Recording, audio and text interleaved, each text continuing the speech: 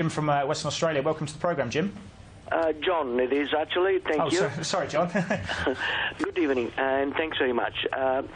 Could the panel give us an insight on Northern Star, technical and fundamentals, and possibly, if they got time, on Sirius? Okay, well, we covered Sirius, and Daryl seems to think that perhaps on a Fibonacci extension, if you're looking from a pure technical perspective, that could up to, was it $1.50 we mentioned? Yes, yeah, correct. About $1.50 was the situation. But as I mentioned earlier, technically it's trading very well. It's, they've raised capital recently, so fundamentally it still looks okay. I mean, I don't know what the fundamentals on where the price targets are, but it's rallying. It's pulling back. People are supporting the dips. It looks great from a technical perspective. NST, Daryl, I'll start with you on NST. Yeah, it's getting up towards that $1.10 level where there was a level of resistance. It's gone past the dollar level. It's always a psychological level, the whole numbers. And if I was looking at an Elliott wave, it's on a wave 3 up, so that's always very, very strong. And it's predicting, as far as you can predict with an Elliott wave, at about almost $1.20.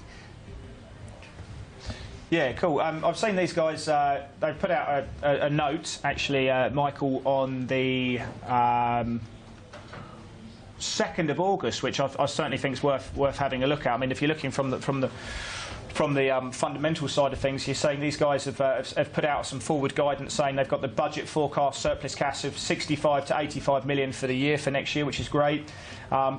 Results will stem from production of 100 to 115,000 ounces, which is great. That's up from what's about 75. So their production seems to be going. They're paying a dividend of 2.5 cents. So, when you get small companies like this, I'm not sure quite what their market cap is at the moment, but you're getting small companies like this paying a dividend. They are saying something very confident about their future in my mind. They're saying, we've got that surplus, we've got that balance sheets to reward shareholders. I mean, is this what you're seeing at the moment? Look, Northern Star was a company that I looked into in depth, and actually I wanted to buy in possibly yesterday. I think the company's got a great management team behind them. The outlook for it looks very...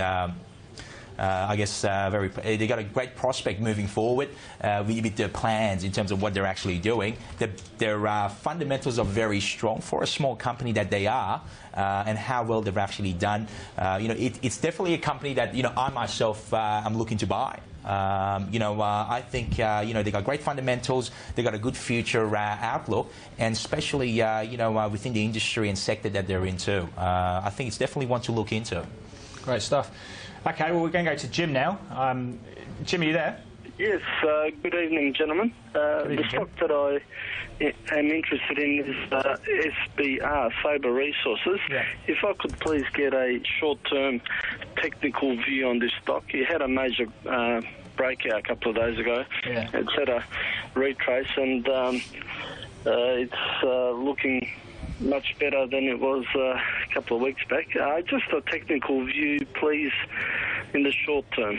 Thank you. Yeah, it's a great question. I mean, this is a sort of a smaller scale Sirius. It had a fantastic copper find. They've got a mine in northern Namibia, which they're currently drilling at the moment. Very big a copper play, like Jim said there. And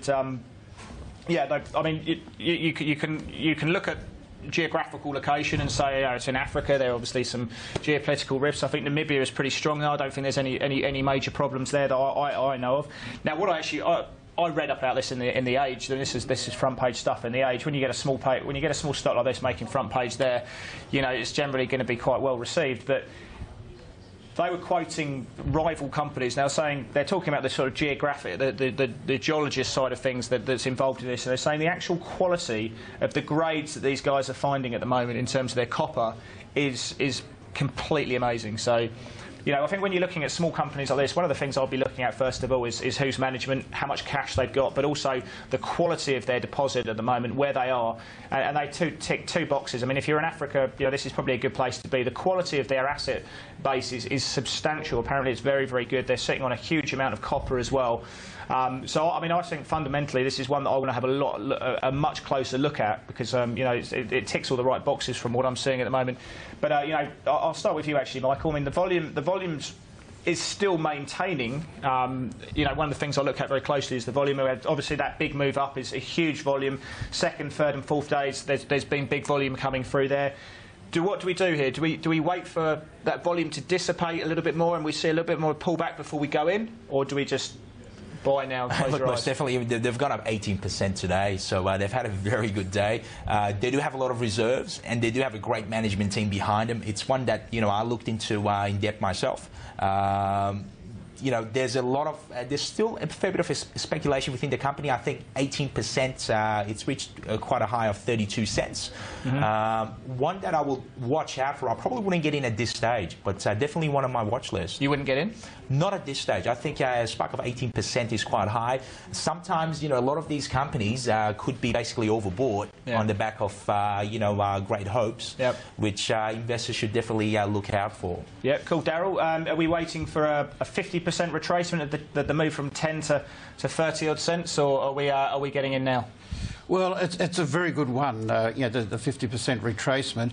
I mean, this is a classic one where I think it's so easy to trade these speculatives just on support and resistance, because there was a level of resistance at about 17 cents, and so the market opened up at 11 cents. So if you said, if this market goes past 17 cents, I want to get in, you would have got in. Now, it hit a high of 37 cents, and that is a level of resistance. And so it's come back to, it's closed at 32 cents. So to me, it can be pulling back, exactly as you said, Chris.